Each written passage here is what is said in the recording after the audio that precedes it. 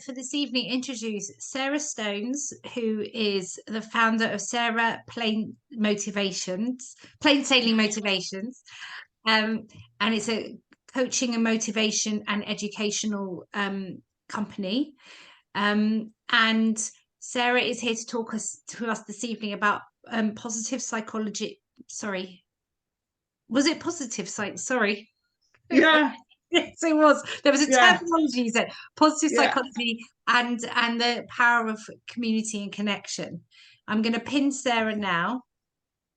There you go. Thank you so much for joining us, Sarah. That's all right. It's lovely to be invited. Now, what I would say to everybody is I hope that this session will be really interactive. I think the more people that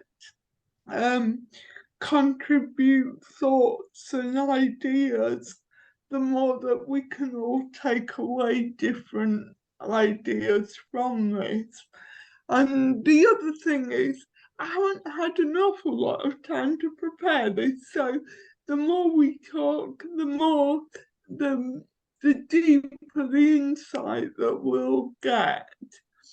I have prepared some slides, but the discussion is far more important. So let's just, I'll put them up now and then we can start to talk about it. So, what is community and connection and why do we need it? So probably would be a good place to start with, why am I talking to you today? So you can probably tell I have cerebral palsy. I'm 54. Gosh, yes, I am. That's worrying. And I have I live independently. I run my own business. I've got a background in HR, so I've worked in recruitment and sorting out people's work issues for a long time. And I now do coaching, and particularly career coaching. But everything I do is from a positive psychology basis, which I'll explain a bit more about that as we go through. But I thought what might be quite nice to start with is to hear about what's made you smile in the last few days. And I know sometimes we need time to think about that. So I thought I would share with you something that's made me smile. And it was my Alexa shopping list. Now, if I just put it up for you, hopefully you'll be able to read it. But if for those that can't maybe see it clearly, this is my genuine Alexa shopping list, and it included a saltwater crocodile, a hairy toe remover, and a young man with a limp, and a duck pie. Now, obviously, Alexa didn't understand what I was asking her for. But if anybody could tell me what I was asking her to put on my shopping list, it would be really useful, because I have no idea. So, and I'm sure that I'm probably not the only one that's had random things come back when they've asked Alexa to do things. So I just wondered, is anybody else willing to share what's made them smile in the last few days? And it might be anything from seeing that beautiful sunshine today. It might be from spotting your first snowdrop. It might be from speaking to somebody or seeing someone that you haven't seen, or watching something funny on the TV. And you're lucky might have got a Valentine's card.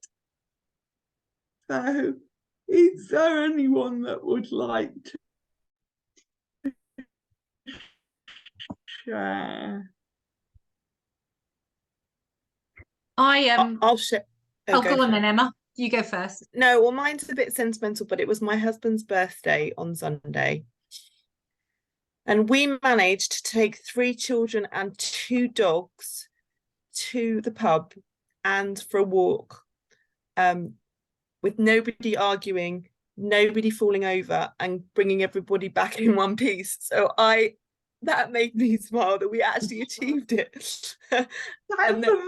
Wow. It was, and we decided to take a photograph of it in our head to remember the fact that my 3 children actually can get on and they can be nice to each other, that we could remember it. So that's what made me smile this week. Oh, that's brilliant. And Miriam, I think you were going to share. I was just going to say that as it's half term, I took my daughter with me to go and visit my great nephew. He's only 3 months old, and apparently, and we've got it on video, he giggled for the first time, and his mum said he's tried it, but that's definitely a giggle.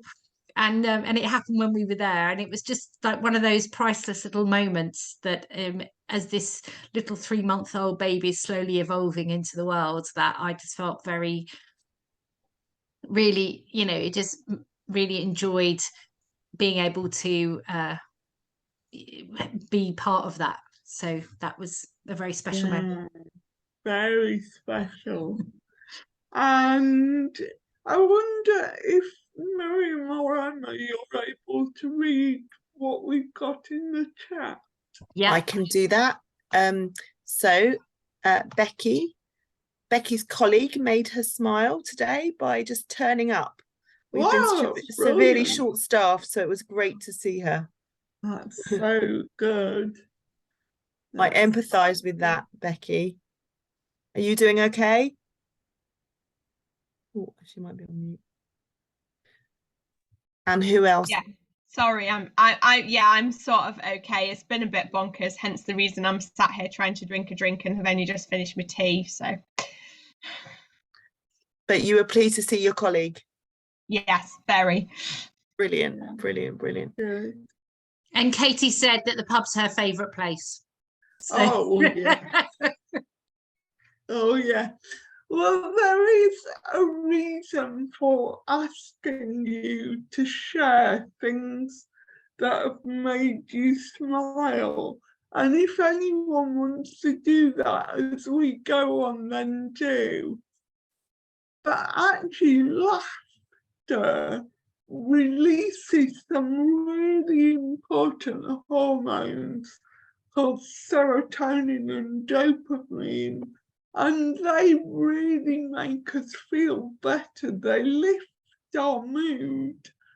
And actually smiling does the same thing. And even smiling at yourself in the mirror will actually make you feel better. And it's these little things that I'm going to be talking about tonight that really help us to boost how we're feeling and maintain a positive mindset. And watching, I don't know if anybody's got a favourite comedy, some people love it, some people don't. What makes me laugh is Mrs. Brown's Boys. And I can just sit and watch that over and over, or watching silly videos on Facebook or Instagram of cats. It's actually really good for us to start to do that and to recognize how important laughter is. And I know some people laugh loads. I don't, and I'm actually trying as one of my goals this year to laugh more often. And apparently you can train yourself to do that. So that's really important. And I just see, Claire, you like Miranda. I love Miranda. It's so funny. Mm-hmm. And also, did you see that? I think we should stop and celebrate that, Claire. Claire has been in her job now for 7 months. Her manager's signed off her probation.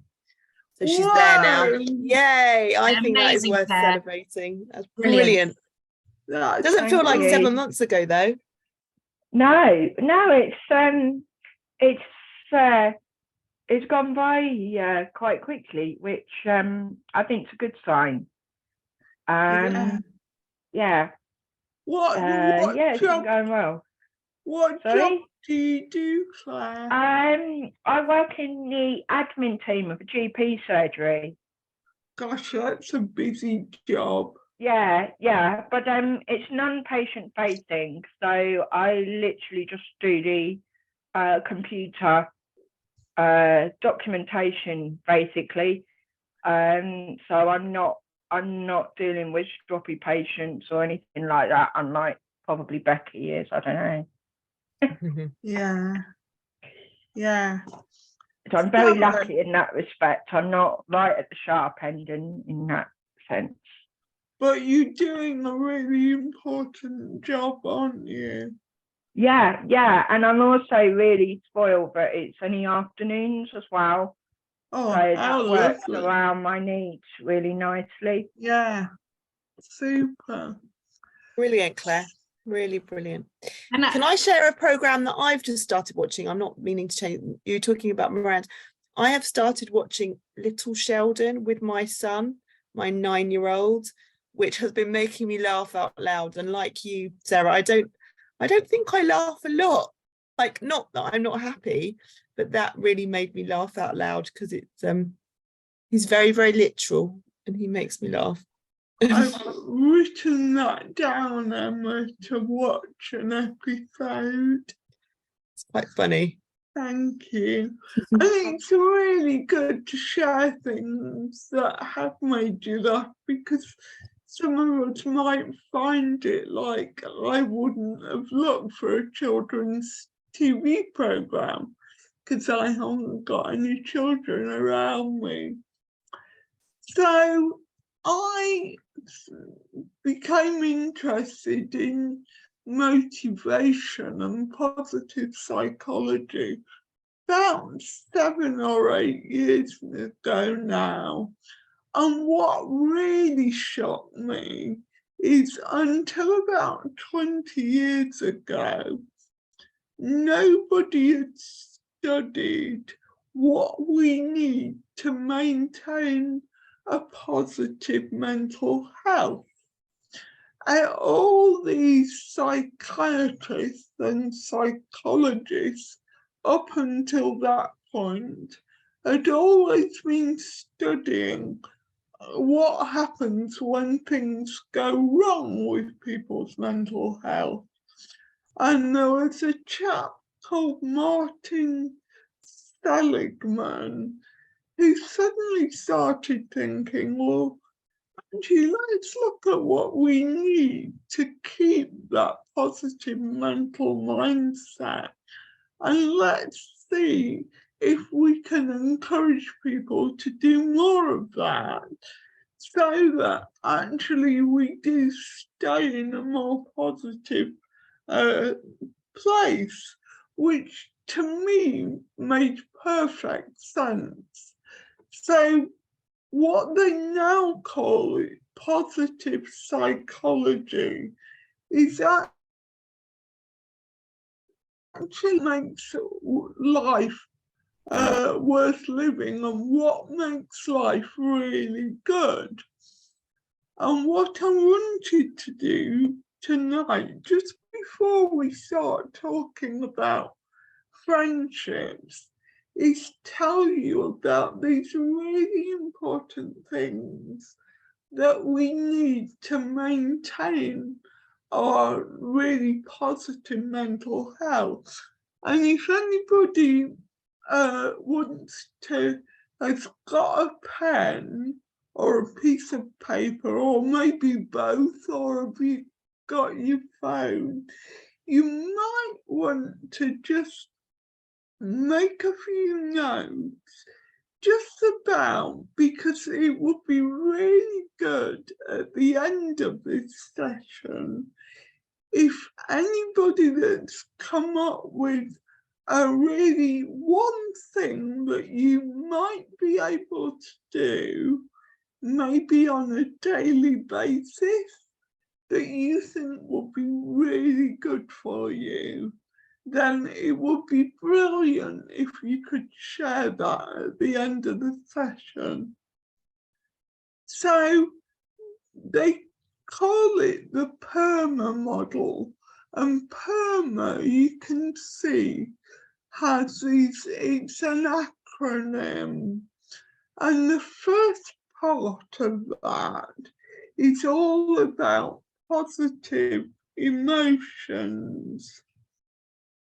And this is a way of sort of thinking about what makes us feel really good, because we've got two parts of our brain. We've got one that does all the processing and thinks about how things work, but then we've got this other part of our brain which has been there a long time, from when there were tigers and dinosaurs and we had to protect ourselves. And that primitive part of our brain can really take over if we're feeling really down. And what we need to do is be training our brain to look for positive things. So part of this is about asking what's been good today. So that was my what's made you smile. And I know when people either coming from work or we pick the phone up and speak to someone, when the kids come home from school, we tend to say, how's your day been? Now, we can really have an influence over the answers that we get back if we ask that question in a slightly different way and say, what's been good today? And then it starts training our brain to think about and focus on those positive things. So writing a diary, writing down 3 things a day that have been good is a really good thing to do. Now, if you start doing it, if you can do it straight away, that's brilliant. But if you sit there thinking, I can't think of 3 things, that's because your brain isn't been trained to focus on what's been good. And the more, it's a bit like saying to you, look out for red cars when you go out next time. Now, if I say that, you'll automatically look for red cars, and you'll find more red cars than if you hadn't been looking for them. So if we're looking for good things, we'll see them.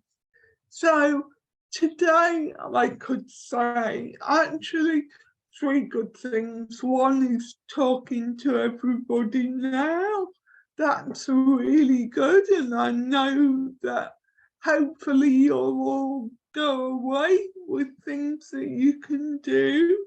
The sun was out today. The cat was asleep at the bottom of my bed when I woke up, which I really like that. So it's because I do that, and what the evidence shows that if you do that for 30 days, the positive impact of that lasts for 3 months. So it's a no-brainer, really. Now, you can do it on your phone, there's lots of apps, or you can just write it in a diary. I've got a lovely little notebook that I keep by the side of my bed. And the beauty of that is whenever I pick it up to write in it, I flick through and it reminds me about other things that I've done. And that really makes me smile as well. The other Sarah, thing, yeah. Can I just add that Please. I do that. I mean, actually, it was one of my, I don't like to say goals this year, was to keep it up for Brilliant. there, to do it every day.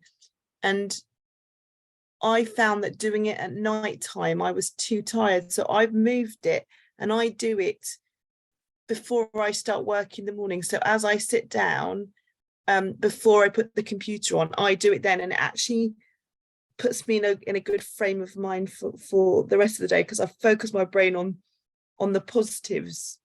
So I've just found that I've moved when I did it to make it more doable for me. So I just wondered what you thought about that. I love that, Emma. It's about doing it at a time that works. And do you know what? I might try that, because I can really see the benefits of that, of doing it in the morning. Doesn't matter where or when we do it. It could be if we sat watching telly, but it's about getting your brain to think about those really little things. It could be that you've had a chocolate today, if that's not what you do every day. It doesn't have to be big things. And the other lovely game that I've started playing, but this was from a coach friend of mine, that is with my children, because they roll their eyes at me because I ask them every day when they come home from school, what are 3 good things that happened today, before they tell me anything else, because usually it's about things that have happened in the playground. But we've been, as a family, we've started to look for hearts.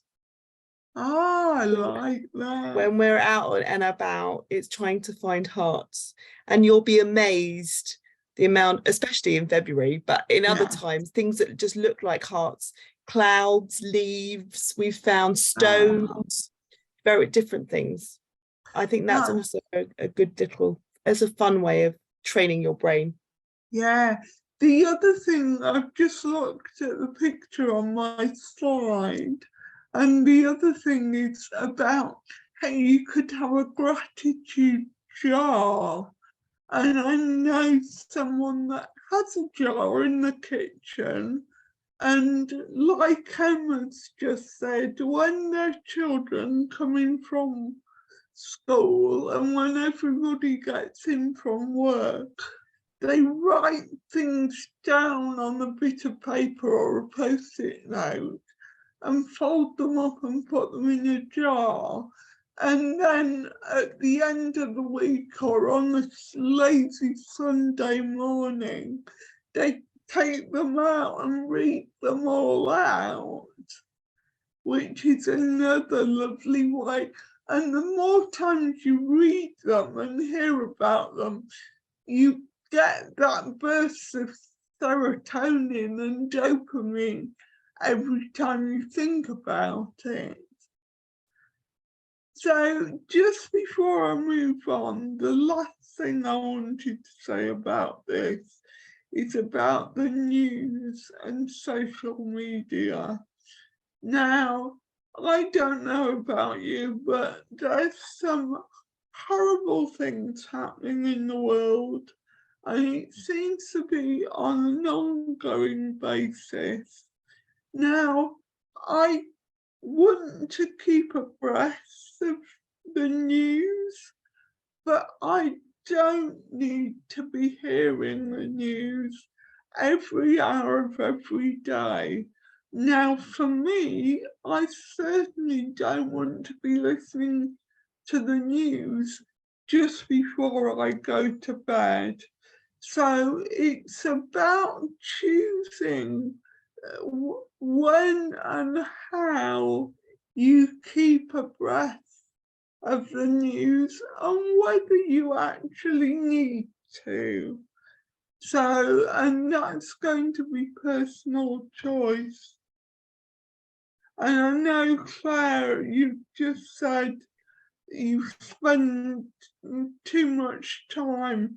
I do that, and I don't know if you've not watched it's a documentary on Netflix.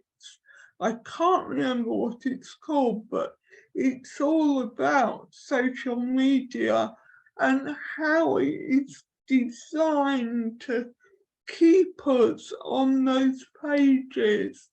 And watching that for me was a real eye-opener, and I leave my phone in my kitchen and I don't take it into the living room or to bed at all, because otherwise I can be on it for hours and it's just not good for me. I do agree with you. It's interesting. I'll have a look for that documentary. I've had several people tell me to spend less time on my phone in bed. But the thing is, I don't have any other phones in my room. So I always feel like I have to have my phone near me, almost as a kind of safety aspect, if you like. Yeah. So that's my excuse anyway. But I should probably put time limits or like only allow access to certain hours. Can I share that I found a setting on my phone? It's a sleep setting, I think, but I've set it so that it doesn't alert me to anything after because I set that I wanted to be going to bed about 10 o'clock. So from 9 o'clock, the screen changes colour. It doesn't alert me to anything. I've done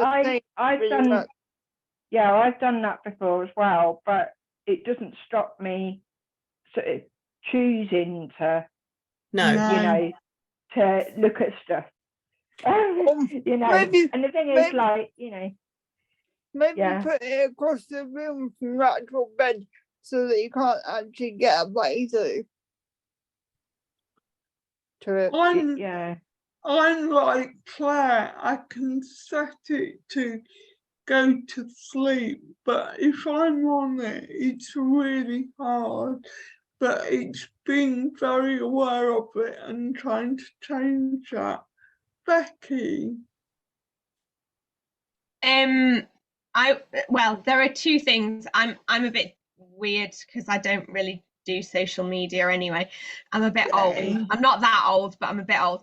But I was always watching the news like quite late because I have quite a long commute, and I was never home for the 6 o'clock news, and it was really sort of riling me because I wanted to know what was going on in the world, because I wouldn't know, but I wouldn't. And someone suggested to me the BBC News app, which has actually been quite good because I can just scroll through what's going on. I can pick the stories I want to read, and you can set it so there's no notifications or anything. So I've been quite good at, I can look at that at my lunchtime or whatever, and then I don't have to watch the news later. And there's probably other apps if you want other things. The other thing is, the other way to look at it, Claire, is to perhaps turn it on its head. So you need your phone for safety, but that doesn't mean you have to be on it in bed. So it's on the side, and you have to, that's at the point where you feel like scrolling through your phone, you need to pick up a book or listen to something on a podcast or the radio or something, to do something else until you get out of the habit of doing it, if that makes sense. Yeah, it does. Yeah, I mean, the only thing is, obviously, like you say, like listening to music and stuff, that would also be on my phone. So the tendency to, you know, play games or, scroll social media whilst listening to music. But it's like, but if you always listen is with me. I get the theory. I'm just never very good in practice. But if you listen to spoken word, it's more difficult. So I was having trouble sleeping and stuff just generally. So I joined Audible. But you can also join. But again, the only thing I'd say with reading and listening to audio books is that, obviously, with my hearing impairment as well, again, usually in the evening I'm too tired to concentrate on that sort of thing, which I guess is kind of the idea of it. So that's why I tend to choose sort of music rather than, but I have got better at choosing appropriate music, especially now I use Spotify and things like that. So I use, music for sleep or music for, relaxation or whatever. It's really important to just think about, but I'll move on if that's all right. We're now on the E of PERMA, and that's about engagement. And it's about when we're doing something that the time goes out the window because we're just so engrossed in it, whether it's reading a book or doing some art.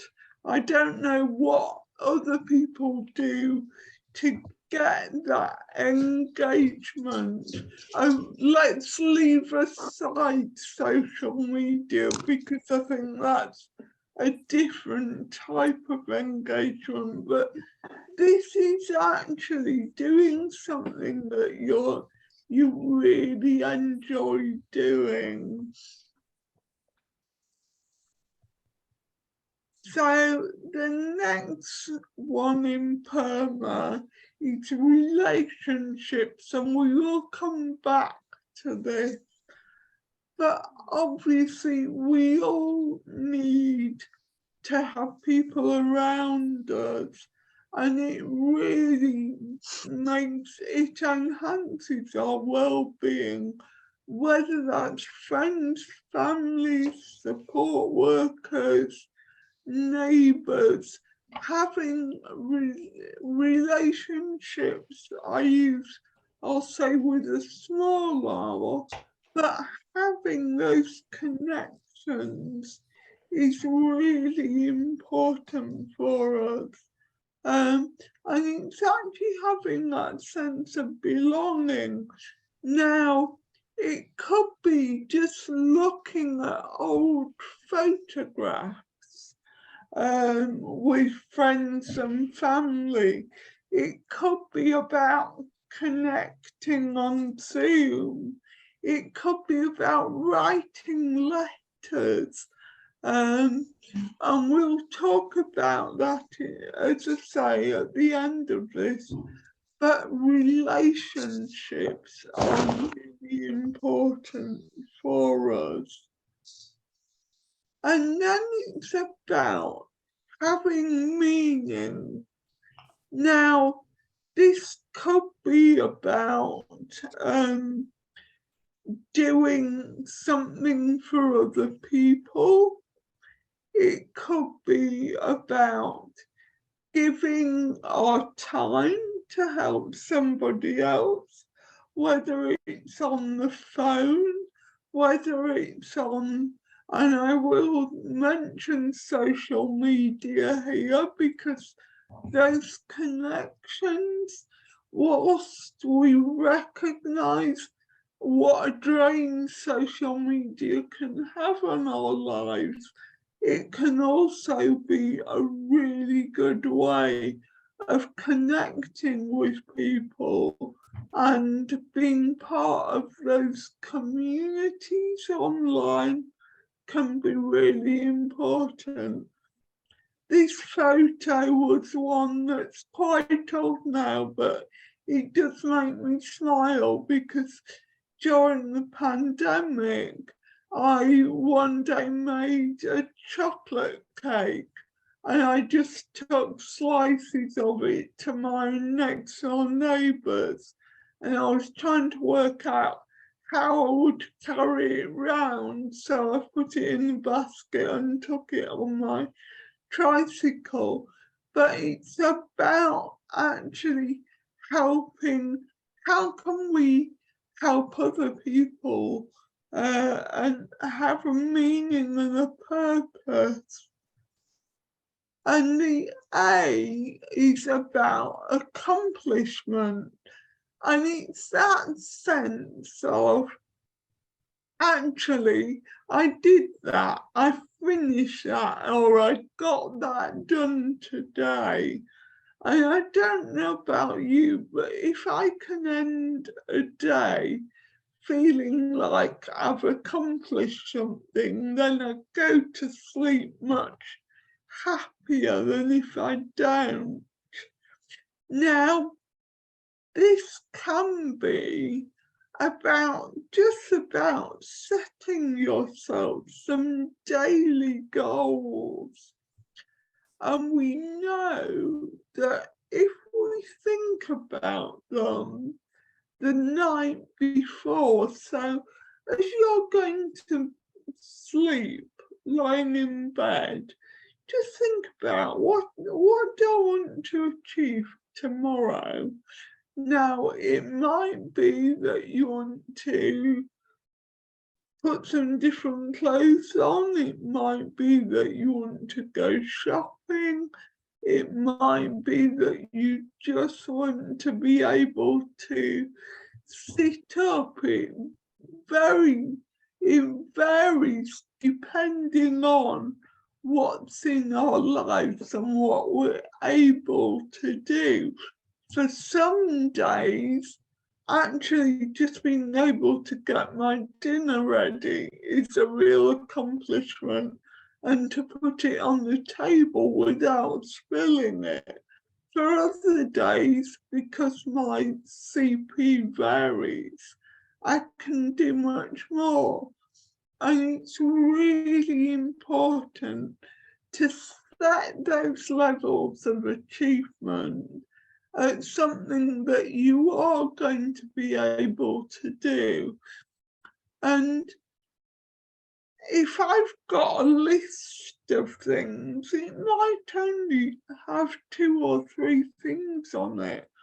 And some days I might not write that list till I've actually done all of those things. But writing them down and then ticking them off my list gives me such a sense of achievement that it really boosts my well-being. I don't know, Emma or Miriam, if you ever do that. It's quite funny you should say that, because I start every day that I meet Miriam with, can I just show you my list of things that I want to get done today? I think, especially with doing the work that Miriam and I are doing, for me, it's important to have goals for the day, because otherwise it all feels a bit too big and unachievable. Yeah. So by breaking it down to small goals and feeling like I've achieved them, is the way that I keep myself sane.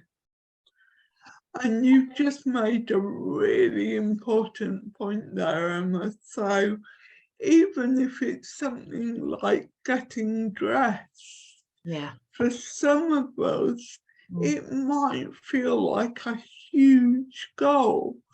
So what we might want to do is say, okay, I'm going to put my socks on, or get help putting my socks on. Okay, then I'm going to do my trousers or whatever. So it's about whatever you've got to do, breaking it down into those little individual parts, and then being able to tick those off. And every time you tick something off, you'll get like this really little burst of, oh, I've done that. So actually it gives you that burst of energy that will then give you the energy and the motivation to be able to do the next bit. Can I also add, Sarah, I think the other side to that is that some days, like you say, when things are a bit more difficult, and I don't maybe achieve some of the goals, it's normally around like my own self-care, because I'm doing everything else and, you know, making sure everything else flows. Then I can either give myself a really hard time and say, oh, you didn't, I don't know, put your clothes away, or you didn't manage to have your shower like today, or whatever it is, you know, I'm just being random. Yeah. I do shower, so but then what I would do is I would have to make sure, and I've learned this over the time, is not give myself a hard time and say, oh, well, that's it, it's all gone now, and actually say, well, okay, I didn't do it today, but I did do it yesterday, or then tomorrow's a new day. So let's not give yourself a hard time. You obviously need to, you know, you're having it's a tougher day today, so be kind to myself, and let's review it tomorrow when it's a whole new day. So that's one of the things I've had to work really hard on myself to do, and it's really helped to not be so tough on myself when I don't quite hit the goals on the day I want to, but I have hit them previously. Yeah, and that is so important. Thank you for sharing that. And on those days, you will have done other things. Yeah. So it's about thinking about, okay, you might not have done the other things, but hey, at least I got this done. Yeah, exactly. So those are the 5 areas of PERMA. And I thought it was really important to go through all of those, because the relationships and the friendship is just part of those really important things that we need. And relationships and friendships are so important. We know that actually when we've got other people in our lives, we have less depression and less anxiety, and actually it can really help us feel so much better. And it doesn't matter about seeing people particularly. You're probably like me, that I've got some people that I do see more regularly. I've got other friends that I won't see from one year to the next, but you walk in or you pick up the phone or you see them on Zoom, and it's like you were only talking to them yesterday.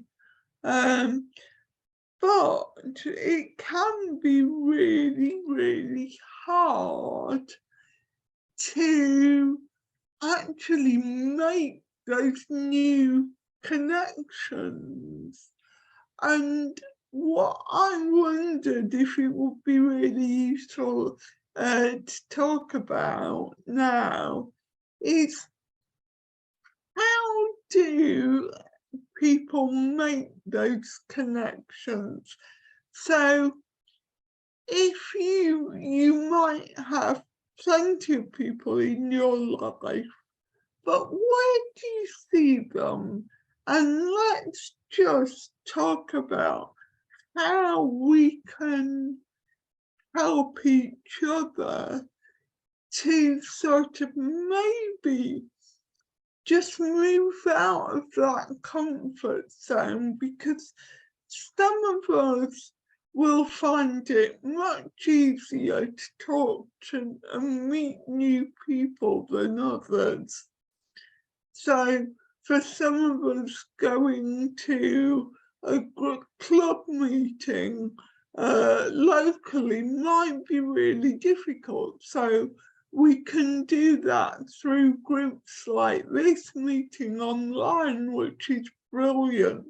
I don't know about you, but being able to attend meetings and meet people on Zoom has been one of the really positive outcomes from the pandemic, because there's so much more opportunity to get involved in groups than there ever was. For some people, it might be, well, I can go out for a walk. So one of my things, if I'm having a day when I know that I'm at home all day, I will, or during the pandemic, I would try to make sure that I went out on my mobility scooter or my tricycle, and I had a rule for myself that everyone that I passed, I would say hello to, or good morning, or whatever it was. Now, I don't know, it's really funny. I think some people, and maybe I'm being very judgmental of other people, but some people look at me and think, oh, she's, you know, she hasn't got a brain. And just smiling at them and saying good morning confirms that actually I must be absolutely bonkers. But the majority of people will smile and say hello, and I've met some amazing people. And actually, what we don't know is whether they've had anybody else to talk to that day. We might be making a real difference for them in talking to them. So I'm just wondering, what's everybody else done about being able to develop those friendships and relationships? And what are the challenges you've got? Because share those as well, because actually I'm sure we've all got the same challenges, and some people might have some really good ideas about how we can overcome them.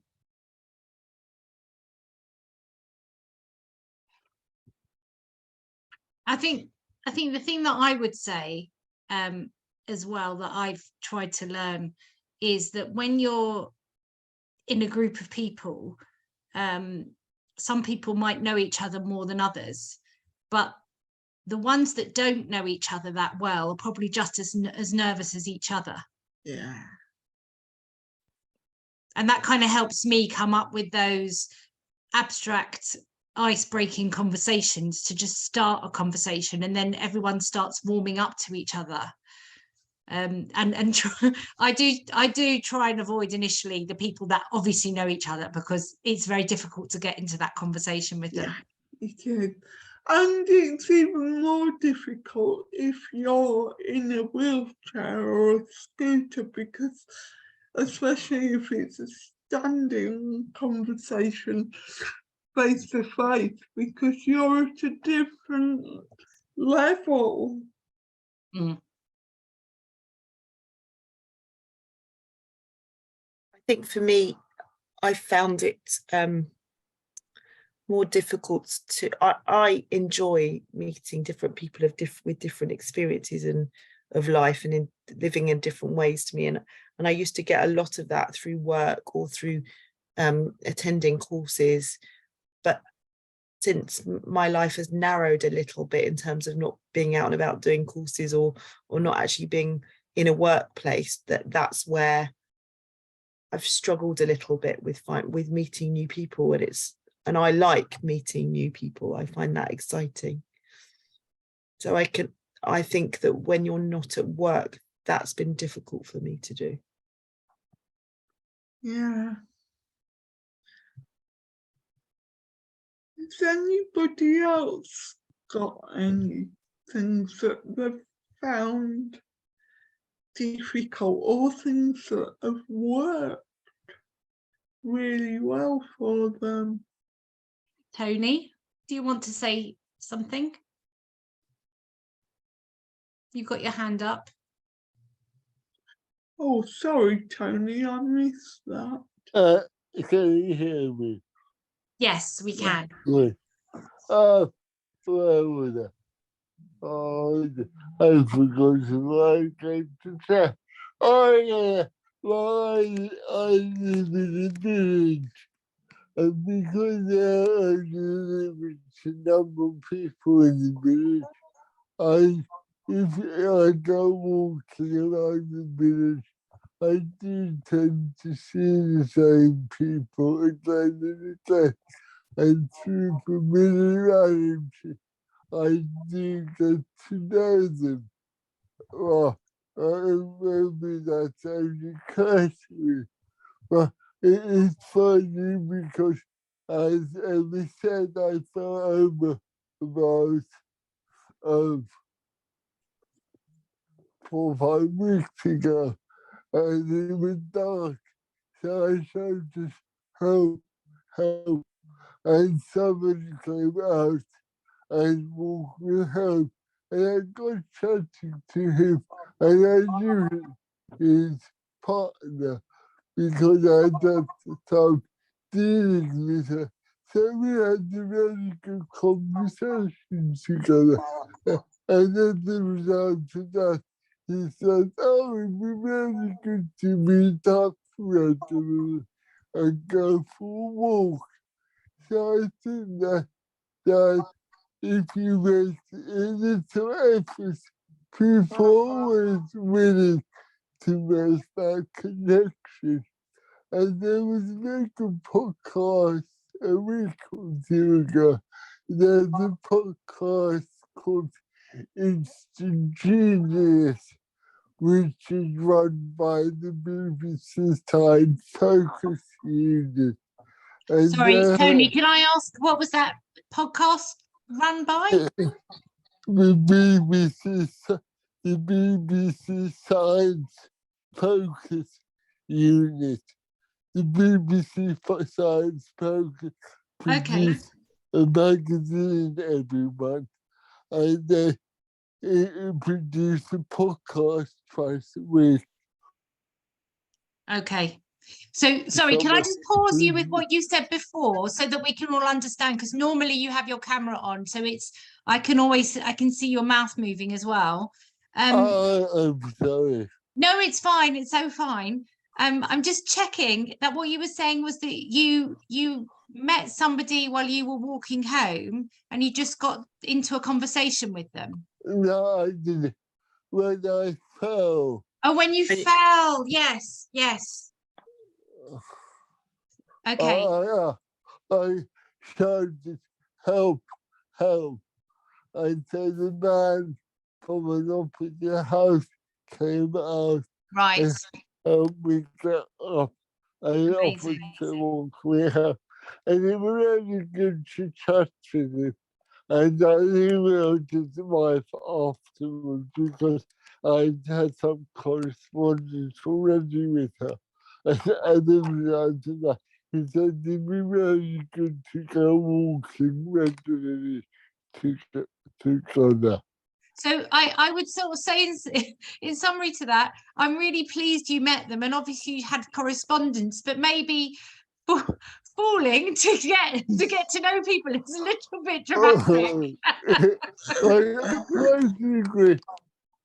But there was a podcast in there about influence, and it was pointing out that we always underappreciate the extent to which we influence other people. Ah, we underappreciate it, yes. And do. one of the things the author of the book said that it is very hard for people to say no because it requires real effort to think of a reason why you don't want to do something.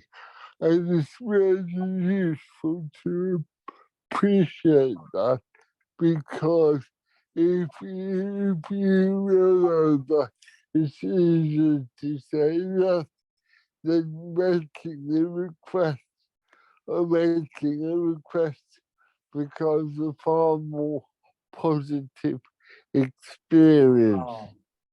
Yeah. Thank you for sharing that, Tony. That was really useful reflection. I just want to bring back to something that Claire and Becky have put in the chat, because Claire said originally different levels when you're socializing can be particularly difficult if you're hard of hearing, and needing to have, because of the hearing issues, face-to-face situations to be able to, and even that takes quite a lot of energy.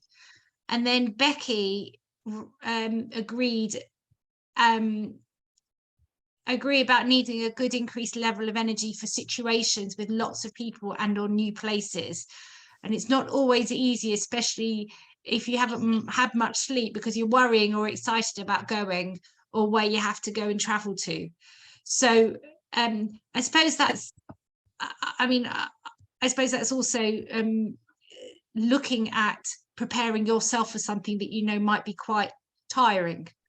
Or is it that, I don't know if anyone else has this experience, but I used to have it a lot when I was younger. If I was nervous or excited about something, I'd almost dream it beforehand. So I'd almost run it through in my head before I'd actually got there.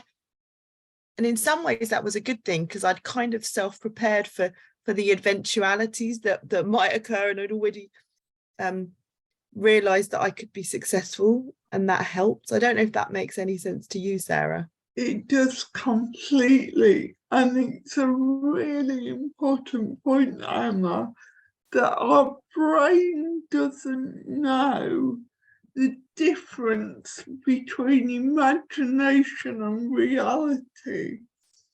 So if we run something through our heads, imagining a positive outcome, or imagining when we're going out and meeting someone, how it'll go, then it's about giving ourselves that positive mindset right from the start. And it's a brilliant way of doing something. And we can very easily focus on what will go wrong And the more we focus on what will go wrong, it's likely to go wrong. So it's about focusing on, let's think about all the amazing things that could happen. The other thing that just listening to you, Tony, that I really wanted to make a point about today was, I don't know whether any of you have seen a TED Talk that's called I'm Not Your Inspiration. Now, have you seen it, Emma? No, but I like the title already. Now, it's a really, really interesting podcast. Sadly, the lady that, or TED Talk, sadly, the lady that did it has since died. But it's had millions of views, and basically she was a wheelchair user. I think she possibly had brittle bones, I'm not too sure. But she got so fed up of everyone going, oh, you're inspirational, oh, you're amazing. And I, for many years, watched it and totally agreed with her, because, you know, if I go out for a bike ride and I've just got on my tricycle and people go, oh my God, that's inspiring. It's like, I'm just out for a bike ride. However, in the last year, 18 months, my views on this have changed, and I'd be really interested to hear everybody else's take on this. And Claire, I've just seen you've got a t-shirt. Now, am I able to judge if other people see me as inspirational or not? Should I be judging that? And taking it one step further, if I'm having a positive impact on someone else's life just by being me and getting on with stuff, is it fair for me to be judgmental of that? Or should I be celebrating that? If I've inspired someone to do something that they wouldn't have normally done, should I not be really proud of that? So it's turned it on its head for me, but I'd be really interested on other people's thoughts. Yeah, I was just going to say, that's exactly where I'm torn, because on the one hand, yes, it's a bit patronising to have people calling you an inspiration for doing very everyday, normal adult things. But at the same time, as you say, I don't want to kind of push people away by sort of pointing out to them that I'm not here to be an inspiration. I think, like a lot of things in life, I guess it's balance and a bit sort of working out things on a case-by-case basis, maybe, I don't know. And I think, Claire, I've agreed with you, and I think I've struggled with this because everyone knows how much I don't like being called an inspiration, yet we do a lot of work within the charity showcasing other people with disabilities who are out there achieving, because we know that people want to see other people, want to have, I don't like the word role models either, but other people out there doing it. And in some ways, that's what we're saying to people, look, other people are doing it and you can do it too. So we're kind of using the same sort of approach. And that's why I struggle with it a little bit, because we want both. I think the bit that irks me slightly is when I'm called an inspiration just for having a job, being a mum, and doing my everyday life like everybody else. Exactly. Which is different maybe from other things that I've achieved. And if I'm really honest, and I'm sharing openly, one of the reasons that I started up was because I'd recently lost my sister-in-law who was very young. And that inspired me to actually get up and do something and find some purpose. So I have used other people as my inspiration. So is it fair to say that I'm not inspirational to other people? I don't know. I don't know if that was too much, but there we go. Like you say, I think it's about context. It depends what they're calling you an inspiration for. If it's validly something that is unique and inspiring, then great. But if it's just a normal everyday activity, then that's a bit patronizing. Yeah, and I like Becky's t-shirt. Yeah. I think we maybe ought to get those printed. I just wanted to say welcome to James, and thank you for what you've written. Do you want to talk, James, or would you like me to read it out? I think that was me. Okay. Yeah. So James says, hello, everyone. I'm James, new to the group. Don't want to take over. I agree with Becky that if you don't drive or walking to the station is exhausting, then traveling on a train can be hectic. A busy train can be hectic. Then walking around a different place can be tiring. Plus, at the moment, the trains can be unpredictable with the strikes, so events aren't certain. If you drive, you are more in control of the variables, but if you rely on public transport, the day can be very stressful, especially since COVID. And then he goes on to share that his social life has been cut significantly over the last few years. So I think that's also, you know, there's two sides of this, isn't it? It's how we perceive things and the practicality of the external around us and how that impacts us. Thank you, James, for sharing. Yeah, and it is so difficult to get that balance, isn't it? Because some people will live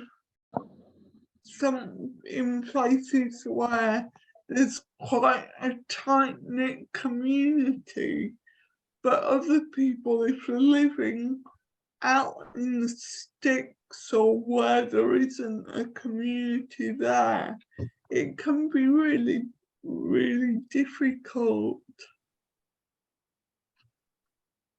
Tony, I think you have your hand up again. Is that correct, or did I? Yes, I did. Okay. Emma has lots of really good profiles on her site, and I haven't read them all, but as a result of that, I was really started to read biographies, autobiographies written by other people who had cerebral palsy, and that's been really useful because I don't know whether they are inspirational. They certainly are, but certainly having someone's life and seeing what they have done gives a very different perspective on my own life. And I would have thought that it's, difference in perspective, which is far more important than whether or not one is inspirational or not. Yeah, so just go on, Emma. Go on. I think that's the point, Tony, isn't it? It's that everybody takes inspiration from different places and different things, and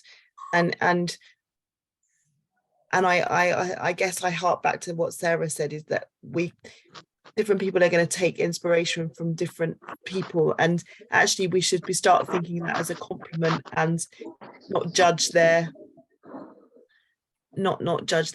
view on it. And I'm really pleased that reading about other people's experiences with cerebral palsy has been helpful for some people. It is really helpful, for other people it's not, and I guess it's about having the choice. Yeah, I think it is. Shall I just share my screen again, if that's all right? Because I think that's been a really interesting discussion.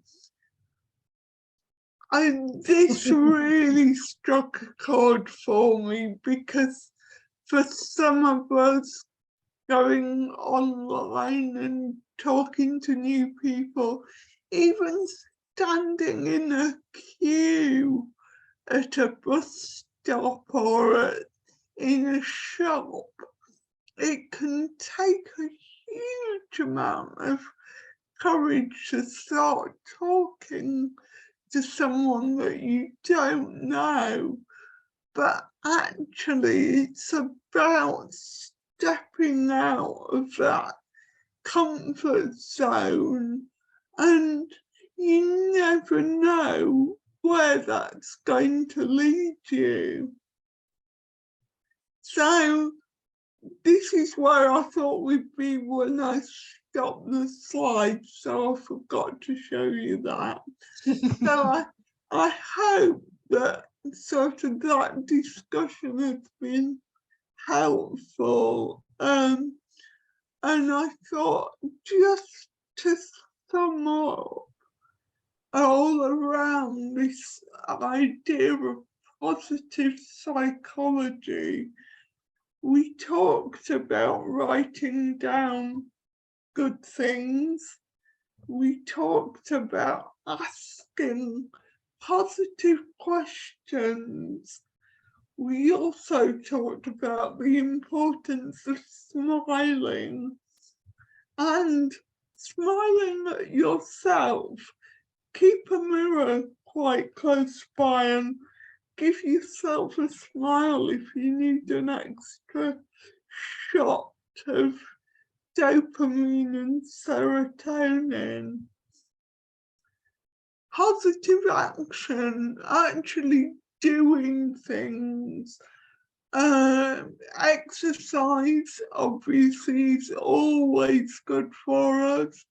If we can volunteer, whether that's as a telephone befriender or whether it's talking to people online or going out and doing something, that's all good for us.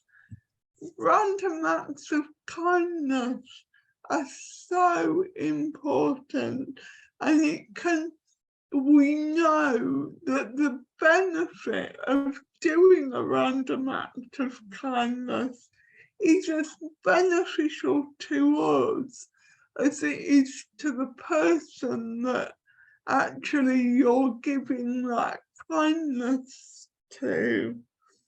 And then finally, it's about that positive interaction. It's about seeing, ringing, or speaking to people. And they're all really good ways of helping us feel better. So it's about setting goals and smiling and laughing and appreciating those sunny days. Thank you so much.